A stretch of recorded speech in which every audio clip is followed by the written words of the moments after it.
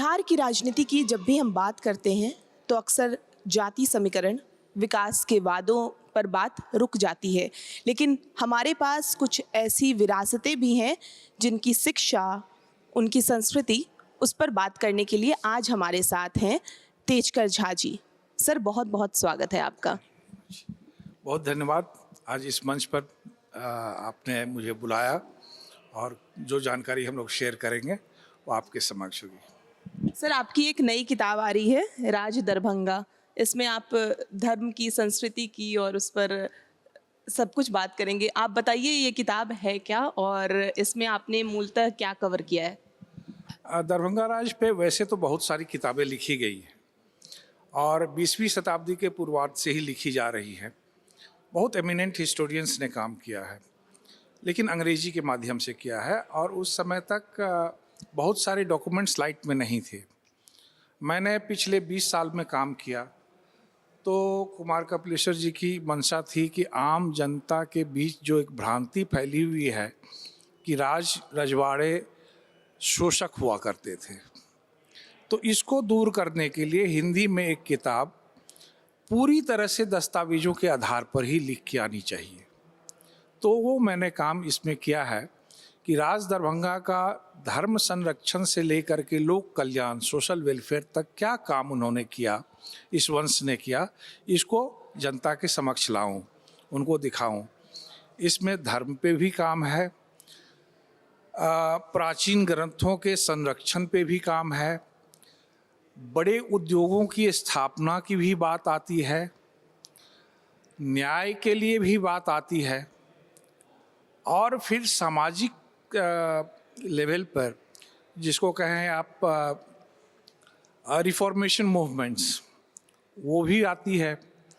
Road, सड़क, बिजली, railway, इस क्षेत्र के भी काम आते हैं।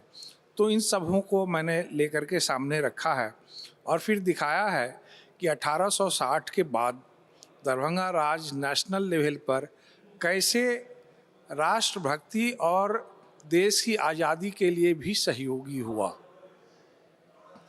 अनेक रजवाड़ों के साथ मिल करके, अब शिवाजी की बात करें तो छत्रपति महाराज शिवाजी को पहले बार हिंदू आइकन के रूप में 1881 महाराज लक्ष्मेश्वर सिंह ने पूना सभा को पत्र लिख करके कहा कि इससे हम लोग बहुत प्रभावित हैं। और जब भी शिवाजी की बात आती है तो एक बात ये आती है कि हिंदू राष्ट्र को स्लेवरी से मुक्त करने की पहल उन्होंने ही की थी। उसके बाद दूसरी बात आती है कि जब उनको बंगाल लेजिस्लेटिव काउंसिल में नॉमिनेट किया गया तो 1883 में वो पहले भारतीय व्यक्ति थे जिन्होंने कहा, और जमींदार के रूप में खास करके, कि जमीन जब तक किसान के नाम नहीं होगी तब तक देश में लैंड रिफॉर्म्स नहीं हो सकता है, जनता सुखी नहीं होगी। फिर कांग्रेस की स्थापना होती है, उसमें उन्होंने मदद की। दरभंगा में इंडस्ट्रीज खोले गए, इस तरह से काम आगे बढ़ा। रामेश्वर सिंह आते हैं, भारत धर्म महामंडल की स्थापना होती है 1897 में और 1901 से लेकर के 1929 तक वो आजीवन उसके अध्यक्ष रहे। 500 से ऊपर स्कूल और कॉलेजेस खोले, लाहौर से लेकर कामाख्या तक। उन विद्यापीठों की एक खासियत थी कि वो सेल्फ रिलायंट थे इकोनॉमिकली। उनके पास इतनी संपत्ति दी गई थी कि अगर कहीं से सहयोग नहीं भी मिले तो वो चलता रहे। इंडस्ट्रीज के बारे में उन्होंने कहा कि हमें भारतीय इंडस्ट्रीज चाहिए और वो कृषि क्षेत्र पर आधारित होने चाहिए ताकि किसानों को एक राहत मिले, उनके उपज को कुछ पैसा मिले।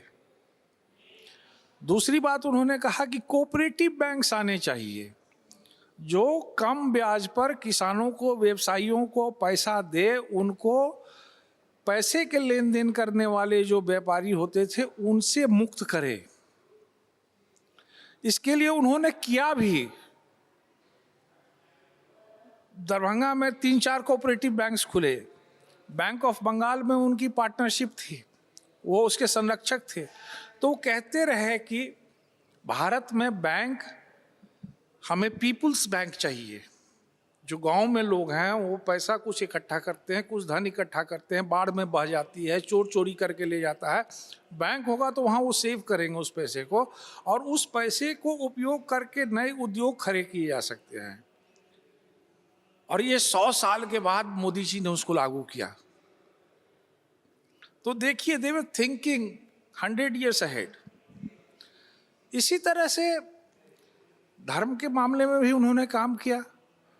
पुराने प्राचीन धार्मिक स्थलों के मंदिरों की संरचना करना, उसको सुरक्षा प्रदान करना, उसको फिर से बनाना, रिनोवेट करना।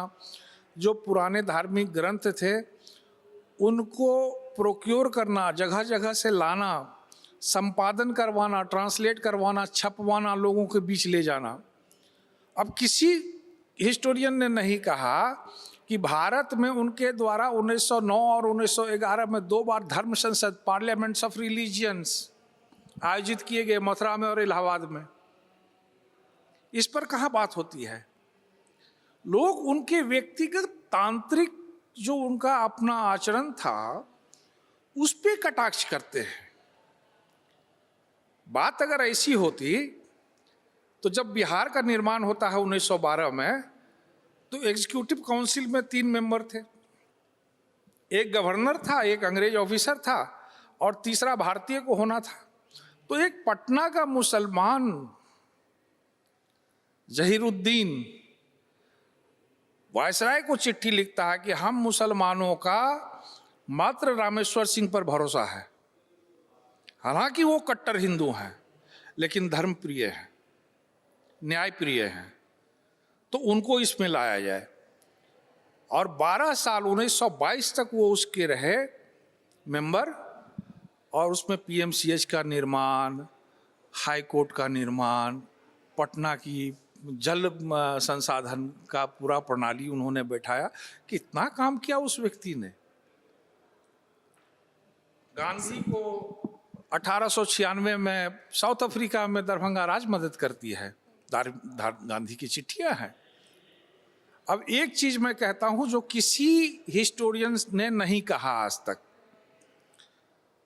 बात गांधी की आती है तो बात बिहार में चंपारण में नील आंदोलन की आती है। किसी ने कभी ये सवाल उठाया कि चंपारण में नील आंदोलन हुआ, दरभंगा में क्यों नहीं हुआ? दरभंगा तो सबसे बड़ी जमींदारी थी भारत की। जिस दिन महाराज लक्ष्मेश्वर सिंह गद्दी में बैठे 1879 में, 6 महीने के अंदर उन्होंने एक नियम पारित किया कि कोई भी नीलहा इंडिगो प्लांटर किसी किसान से डायरेक्ट कॉन्ट्रैक्ट नहीं करेगा मेरे राज्य में।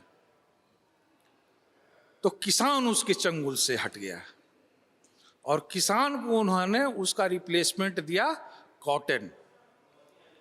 1911 का इंडिया का फाइनेंस डिपार्टमेंट का डेटा बताता है कि दरभंगा कॉटन बाकी जगह इंडिया में जो कॉटन उपज रहे थे उससे 1.5 दाम पर बंबई में बिकता था।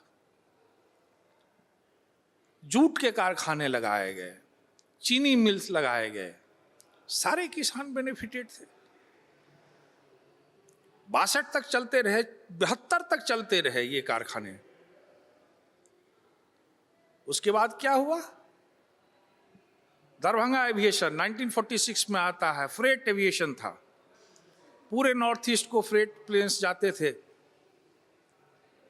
मेहता ने अपनी किताब में इकोनॉमी ऑफ इंडिया में लिखा है कि 62 में जब दरभंगा एविएशन को सरकार ने ले लिया, एयरफोर्स में एमलगमेट कर दिया गया, it took government of India another 18 years to fly first freight plane to Guwahati. तो इन सब बातों को हम इस किताब में सामने लेकर के आए हैं। लोग खुद जज करें, डॉक्यूमेंट्स के आधार पर जज करें कि देश में किन लोगों ने काम किया। और महाराजा कामेश्वर सिंह के डेथ के बाद 1962 में बिहार की राजनीति में मिथिलांचल का कोई लीडर नहीं हुआ। जाति के लीडर होते हुए, रीजनल लीडर्स होते रहे, बिहार का लीडर नहीं हुआ कोई। तो आज ये खुशी का दिन है कि कुमार कपिलेश्वर सिंह बिहार को एक राजनीति में एक स्थान देने के लिए आगे बढ़े हैं। आज 63 साल के बाद दरभंगा उठ के खड़ा हुआ है और दिल्ली से ऐलान कर रहा है कि मैं आ गया हूँ।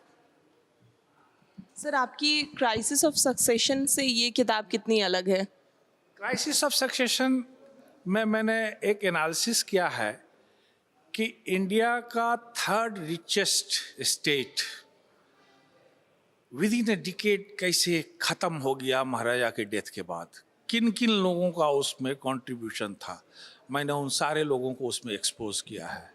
मैंने वो सारी प्रक्रिया दिखाई हैं जिसके तहत अगर कोई परिवार, अगर कोई समूह, चाहे वो आर्थिक क्षेत्र में हो, चाहे राजनीतिक क्षेत्र में हो, चाहे इंडस्ट्रीज में हो, अगर वो चल निकला है तो उसे ये देखना पड़ता है कि इसको आगे चलाने के लिए उसी समग्रता के साथ एक सक्सेसर होना चाहिए।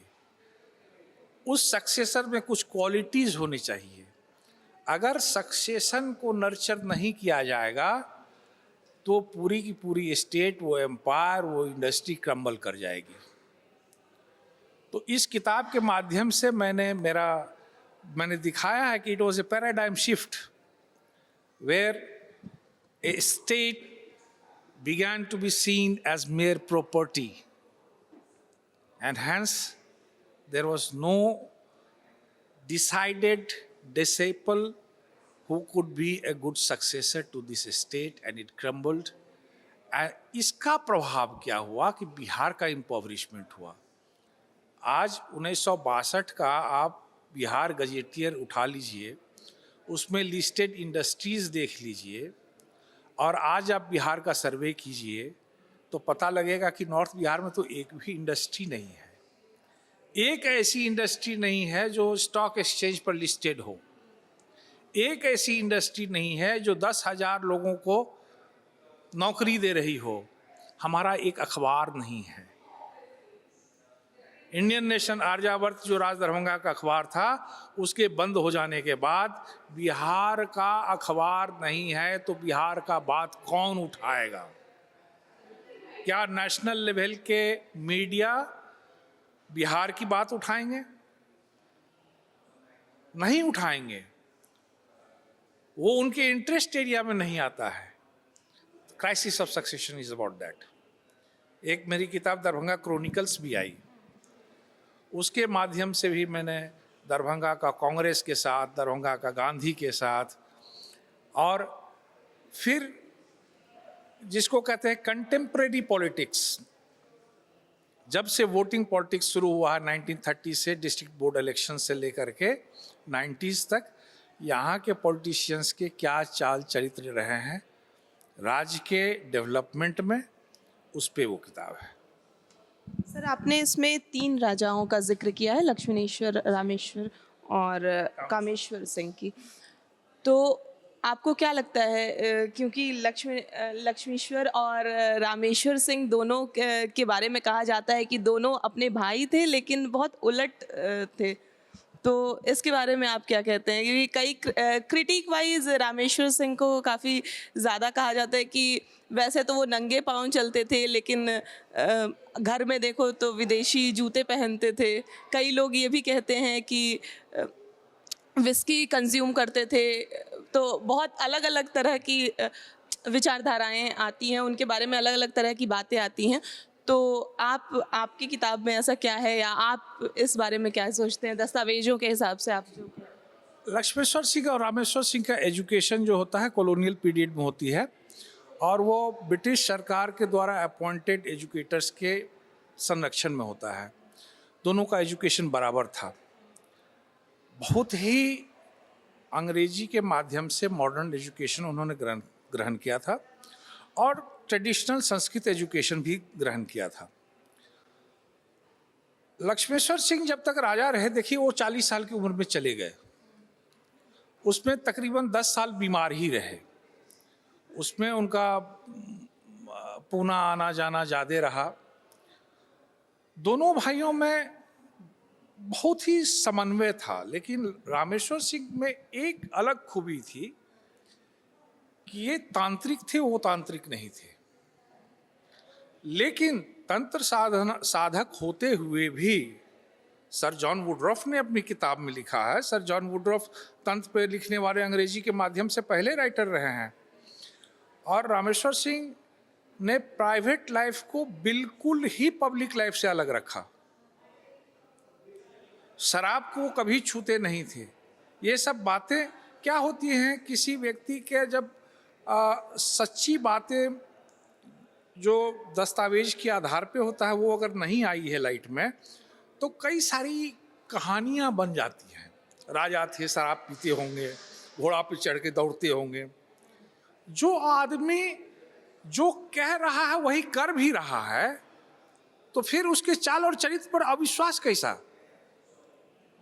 जो अपने राज्य के 30 साल के काल में प्रति वर्ष 30 लाख से 35 लाख रुपया पब्लिक चैरिटी पर खर्चा करता रहा है, जो 14 हॉस्पिटल चलाता रहा है फ्री ऑफ कॉस्ट, उसको आप कह देंगे, इस तरह का अभियोग लगा देंगे। ये प्रक्रिया कहाँ से शुरू होती है, इसको देखनी चाहिए। ये सिम्टम्स हैं। आज़ादी जब 15 अगस्त 1947 को मिली, तो उससे पहले हम सारे भारतीय अंग्रेजों के खिलाफ लड़ रहे थे।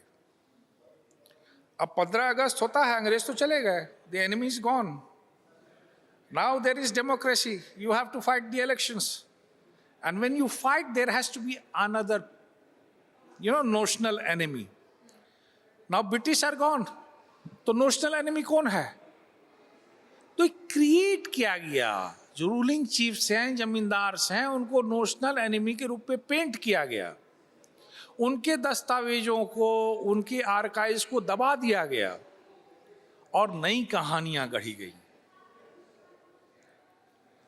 इन नई कहानियों में अब यही बात आज हो रही थी मेरी कि एजुकेशन 1835 में जब स्टेट के अंदर में आ जाता, उससे पहले इंडिया में एजुकेशन स्टेट सब्जेक्ट नहीं हुआ करता था।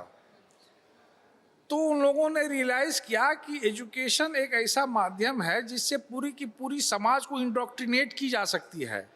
अगर 3 जनरेशन हम एक ही चीज़ लोगों को पढ़ा दिए, तो चौथा जनरेशन भूल जाएगा कि 3 जनरेशन पहले हमारा देश कैसा था, मेरा परिवार कैसा था।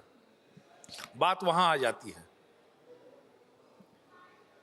अब जब बात बिगड़ रही है, तो हम दिखाना चाहते हैं कि yes, there were benevolent people, लोग थे जो देश की चर्चा करते थे, क्योंकि उसी मिट्टी से आते थे, उनका एक सेंस ऑफ बिलोंगिंगनेस था। इसको हमने इस किताब में उभार के लाया। सर, आपने जिक्र किया, तो कामेश्वर सिंह के बारे में अगर हम बात करें, तो आपके हिसाब से क्या क्या लोक कल्याण की बातें करते थे? क्योंकि उन्हें कहा जाता था कि लक्ष्मेश्वर सिंह और रामेश्वर सिंह के मिक्सचर थे, उन दोनों का गुण उनमें था। Kameshwar Singh was very different person, very enlightened person. Maharaja बने 21 साल की उम्र में, 54 साल में तो उनका डेथ ही हो गया। और 54 साल की एज, माने एक एज में, आउट ऑफ द 54 years, 32 साल वो पार्लियामेंटेरियन रहे। He was the youngest legislator in the Council of States. He was the youngest Indian representative at the first Round Table Conference. तो उनका फोकस 2 चीज पर रहा है। वो बिहार, बंगाल और ऑल इंडिया जमींदार एसोसिएशन के भी प्रेसिडेंट थे। कि जमींदारी हो या राजवाड़ा हो, जो प्रॉफिट आपके पास आ रहा है, जो पैसा एक्यूमुलेट हो रहा है, कैपिटल फॉर्म हो रहा है, उसको ट्रांसलेट करना होगा for creation of new educational institutions and industries. ये जब आप करेंगे तो जनता के पॉकेट में पैसा आएगा और वो कंस्ट्रक्टिव वर्क होगा for the building of the nation. दूसरी बात उनकी जो थी, उन्होंने खुद भी कई इंडस्ट्रीज लगाए। एक चीनी का मिल लगाया, दरभंगा एविएशन फॉर्म किया, रेलवेज को सपोर्ट किया, उन्होंने बहुत सारे स्टार्टअप्स को सपोर्ट किया। इस बात पर कोई चर्चा नहीं करता है कि उस समय में मैट्रिकुलेशन का रिजल्ट अखबार में निकलता था, सारे रोल नंबर निकलते थे। तो उनका एक विभाग था, एजुकेशन विभाग, जो क्या करता था कि उस अखबार को लेकर के उनके एरिया में जितने फर्स्ट डिविजनर्स थे उनको चिन्हित करके इनवाइट करता था और उसका वो पर्सनल इंटरव्यू लेते थे, उसको फेलिसिटेट करते थे और कहाँ पढ़ोगे, क्या पढ़ोगे, कितना पैसा है, नहीं है, उसको पढ़ाई का खर्चा मिलता था। और जो पढ़ाई पूरी करके आता था तो उसको पूछते थे बुला करके कि तुम सरकार में नौकरी करोगे या मेरे यहाँ नौकरी करना चाहोगे या अपना कुछ धंधा करना चाहोगे। अगर अपना धंधा करोगे तो तुम्हारा प्रोजेक्ट क्या है, उस पर फाइनेंस किया जाता था। He had financed more than 10,000 people. यह मामूली बात नहीं है। और पार्लियामेंट के थ्रू उनका कहना था कि रिलीजियस एस्पेक्ट में गवर्नमेंट को लेजिस्लेशन के माध्यम से रिफॉर्म्स नहीं लाना चाहिए। सोशल चेंज एक बड़े दायरे में होता है, वहाँ एडवोकेसी से चेंज आनी चाहिए। जब एक चेंज एक स्तर पे आ जाए तब आप लेजिस्लेशन ले आइए, नहीं तो समाज में वैमनस्यता फैलेगी। तो आप देखिए कि वो किस तरह के उनकी बहस देखिए आप पार्लियामेंट में। जब राजेंद्र बाबू प्रेसिडेंट बनते हैं कॉन्स्टिट्यूएंट असेंबली के, तो पहला भाषण कामेश्वर सिंह देते हैं, कहते हैं आज हमें गर्व है कि एक हमारा बिहार का लड़का कॉन्स्टिट्यूएंट असेंबली में अध्यक्ष बना है। तो ये सब बातें हैं, इसको ला रहे हैं आप। आपको क्या लगता है प्रेजेंट गवर्नमेंट को क्या क्या सीखने की जरूरत है दरभंगा राज से, राज दरभंगा से? बहुत सारी चीजें हैं जो प्रेजेंट गवर्नमेंट कर भी रही है। अब जैसा मैंने बैंकिंग के बारे में आपको बताया कि कोऑपरेटिव बैंक की जो बात करते हैं, तो सरकार जनधन योजना ले आई। उसी तरह से धार्मिक क्षेत्र में भी, लेकिन एक थोड़ा मैं चाहूंगा कि करें,